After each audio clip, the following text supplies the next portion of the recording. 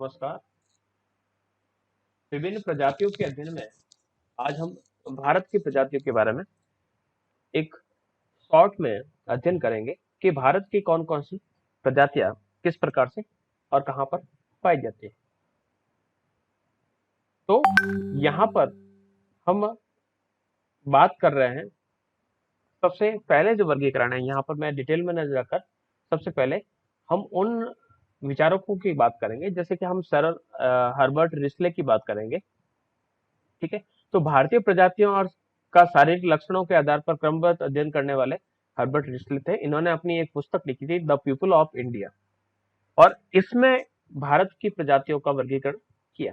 इसके बाद जो महत्वपूर्ण जो वर्गीकरण आता है बी.एस. गुहा का, हटन का भी आता है, लेकिन हम इन दो को जरूर पढ़ेंगे कि हर्बर्ट रिस्ले ने किस प्रकार से भारतीय प्रजातियों का वर्गीकरण किया और किस प्रकार से, जैसे कि भारत की बात करें तो एक विशाल देश है, अनेक प्रजातियों का मिश्रण हुआ है, क्योंकि यहाँ पर समय समय पर विदेशी आक्रमणकारी खूब आए आए कुछ रहे, लूट कर वापिस चले गए, कुछ उसके जो अवशेष के रूप में कुछ लोग यहीं पर रह गए।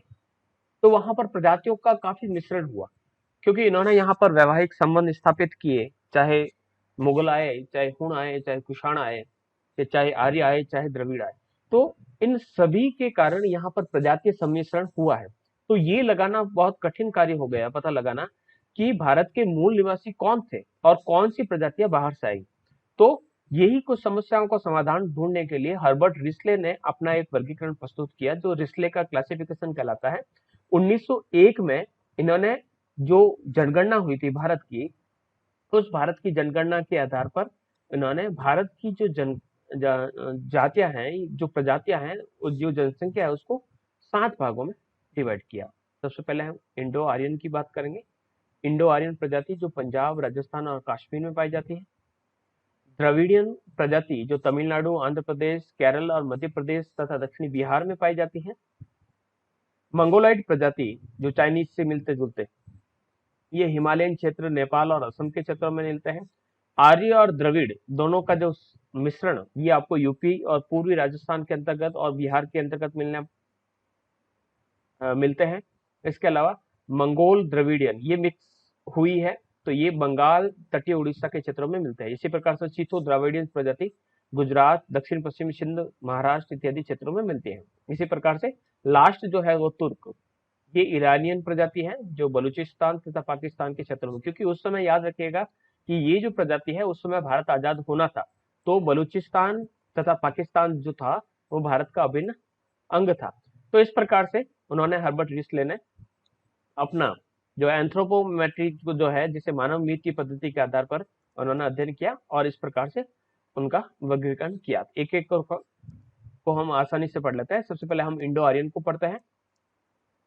भारत की दूसरी जो प्रजाति है वो इंडियन आर्यन है। ये प्रजाति काकेशियन जो प्रजाति है उसके विशेषताओं को बताती है। ठीक है।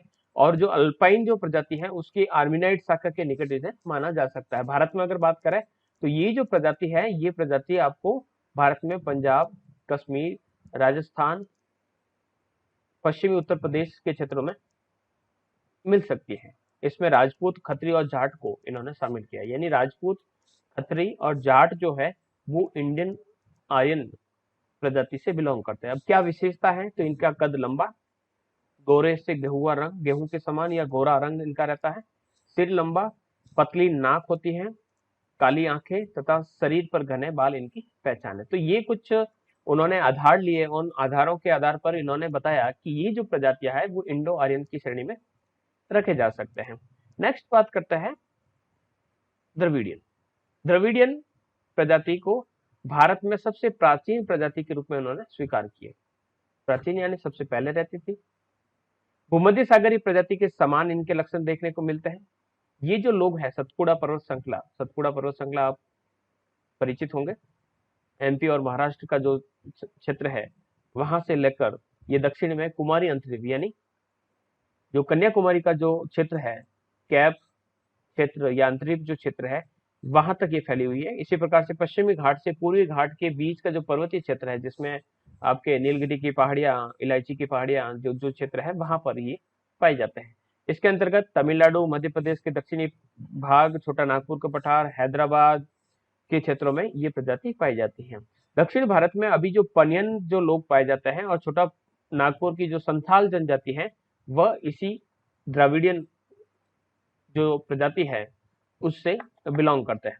इस प्रजाति की अगर बात करें तो क्या विशेषता पाई जाती है, तो छोटा कद, काला और भूरा त्वचा का रंग, बाल अधिक, लहरदार, लंबा सिर और भारी नाक, गहरी काली आंखें इनकी शारीरिक विशेषता है। तो इस विशेषताओं के आधार पर अगर हम देखें तो हमने जितने भी जो मूल प्रजातियां जो पढ़ी है जो विश्व की, उसके अंतर्गत हम देखें तो ये काफी मिक्स है।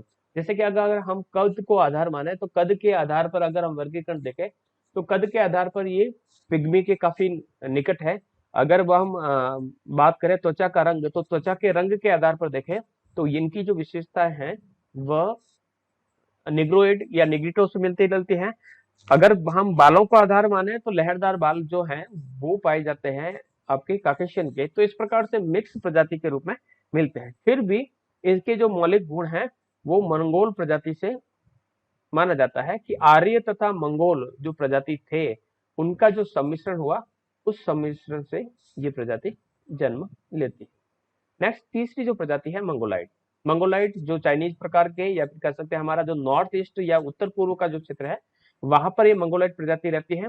तो विशेष तौर पर हम कह सकते हैं कि हिमालय का जो तलहटी का जो क्षेत्र है वह क्षेत्र, इसके अलावा हिमाचल प्रदेश, उत्तर प्रदेश, बिहार और असम का जो पर्वतीय क्षेत्र है वहां पर इस प्रजाति का केंद्रीकरण मिलता है। तो इन क्षेत्रों में अगर हम जाएं तो वहां पर जो लोग रहते हैं उन लोगों की त्वचा का रंग आपको थोड़ा सा पीत वर्ण का मिलेगा, यानी पीलापन लिया हुआ, आंखें उनकी छोटी छोटी सी, बाल उनकम सीधे, ये विशेषताएं देखने को मिलेगी।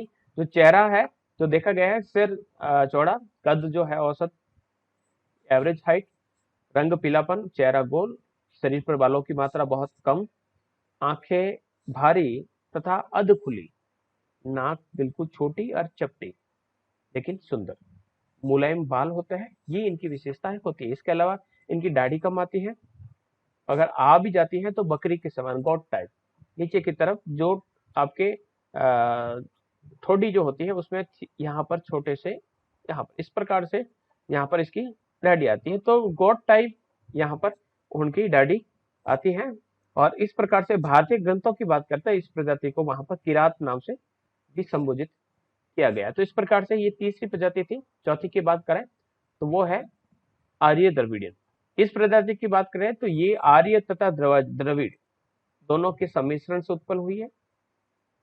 इस प्रजाति के जो लोग हैं वो पंजाब के दक्षिणी पूर्वी भागों में, इसके अलावा गंगा यमुना का मैदान, बिहार से लेकर बंगाल तक का जो पश्चिमी भाग है वहां पर, इसके अलावा विंध्यन पठार के कुछ क्षेत्रों में ये प्रजाति देखने को मिलती है। कहा जाता है कि इस जाति में उच्च कुल के ब्राह्मण से लेकर निम्न जाति के चमार लोग भी सम्मिलित किए जा सकते हैं। शारीरिक दृष्टि से अगर हम बात करें तो इनका जो कद है वो गेहूं के वर्ण से लेकर सांवला भी हो सकता है, सिर लंबा, नाक इसकी मध्यम से लेकर लंबी, आंख का रंग काला इनकी विशेषता है। और इस प्रजाति को रिस्ले ने हिंदुस्तानी प्रजाति के रूप में कहा, यानी हिंदुस्तान की प्रजाति कौन सी है वो आर्य द्रविडियन के रूप में पहचान रखती है। नेक्स्ट हम पांचवी प्रजाति की बात करते हैं, वो मंगोल और द्रविड़ जो है उनके मिश्रण से उत्पन्न हुई है। और इस प्रजाति के जो लोग हैं वो बिहार, बंगाल तथा गंगा का जो मैदान है या नदी घाटी है उसमें निवास करते हैं। इसके अतिरिक्त तो बात करें तो असम, उड़ीसा में ये प्रजाति देखने को मिलते हैं। शारीरिक विशेषताएं देखें तो इनका सिर चौड़ा होता है लेकिन पीछे की तरफ से एकदम फ्लैट, यानी अगर हम इनके सर को देखें तो पीछे की तरफ से एकदम फ्लैट और आगे की तरफ से इस प्रकार से इनके जो शारीरिक विशेषता है वो इस प्रकार से, थोड़ा सा मैं प्रयास कर लेता हूं ताकि आप थोड़ा सा समझ आए। पीडीएफ में चित्र थोड़ा सा देने संभव नहीं है, जो हमने पीपीटी पढ़ी उसमें बहुत सारे चित्र हमने बताए हैं। तो इस प्रकार से जो चेहरा जो होता है पीछे की तरफ से इनका कुछ चपटा होता है, नाक मध्यम आकार की, न तो ज्यादा चौड़ी न ही पतली, और किन्हीं किन्हीं में थोड़ी सी चौड़ी मिल भी सकती है, कद मध्यम, चेहरे पर घने बाल होते हैं, ये इनकी शारीरिक विशेषता है। तो पश्चिम बंगाल और उड़ीसा में रहने वाले लोग जो हैं वो इस प्रजाति को बिलोंग करते हैं। फिर हम बात करते हैं सीथो द्रविडियन। तो मध्य एशिया जो सेंट्रल एशिया है वहां से आने वाली ये प्रजाति है सीथियन प्रजाति, तथा भारत की मूल प्रजाति द्रविड़। तो जहां पर दो प्रजातियों के मिक्स गुण हमें देखने को मिलते हैं, उन प्रजातियों को हम इसके अंतर्गत शामिल। तो सीथियन प्रजाति है और मूल जो प्रजाति है द्रविड़, उससे या उनके सम्मिश्रण से ये बनी है। ये जो प्रजाति है सीथियन, ये आपको गुजरात के क्षेत्रों से लेकर आंध्र प्रदेश का पश्चिम भाग, कर्नाटक के पश्चिम भाग व केरल राज्य के कुछ पश्चिमोत्तर भागों में ये देखने को मिलती है। महाराष्ट्र के जो ब्राह्मण प्रजाति के लोग हैं, इस सिथो द्रविडियन प्रजाति के प्रतिनिधि माना जाता है, यानी उनमें ये विशेषता सिथो द्रविडियन जैसी मिलती ज्यादा है। इसके अलावा इस प्रजाति के लोगों की अगर बात करें तो त्वचा का रंग इनका भूरा, गोरा, चौड़ा सिर, मध्यम कद, सुंदर और छोटी नाक और शरीर पर कम बाल इनकी शारीरिक विशेषताएं होती है। ये सिथो द्रविडियन। इसी प्रकार से लास्ट जो है वो है तुर्को ईरानियन, जो हमने कहा था कि ये जो प्रजातियां हैं वो उस समय जो स्वतंत्र भारत से पहले की बात है, तो उस समय भारत का अभिन्न अंग था बलूचिस्तान। तो कहा गया है कि ये जो प्रजाति है भारत के अविभाजित भारत के समय पाई जाती थी, और प्रजाति कहाँ पाई जाती है तो बलूचिस्तान का बिलोच क्षेत्र और बाहुई लोगों की विशेषताओं को स्पष्ट करती है। तो इस प्रजाति के कोई लक्षण उपलब्ध नहीं है, इसलिए इस शाखों को अध्ययन की विषय वस्तु में शामिल नहीं किया जा रहा। कहने का अर्थ है कि ये जो है अभी वर्तमान की जो है स्थिति, तो वर्तमान का जो वर्गीकरण है उसमें हम इसको शामिल नहीं कर सकते। तो हम अगर कहें कि हर्बर्ट रिस्ले के अनुसार भारत में वर्तमान में कौन कौन सी प्रजातियां पाई जाती हैं, वर्तमान की बात करें तो 6 प्रकार की प्रजातियां यहाँ पर पाई जाती हैं। 7वां जो है ये हिस्सा पूरा पाकिस्तान के अंतर्गत चला गया है, ये भारत का हिस्सा नहीं है।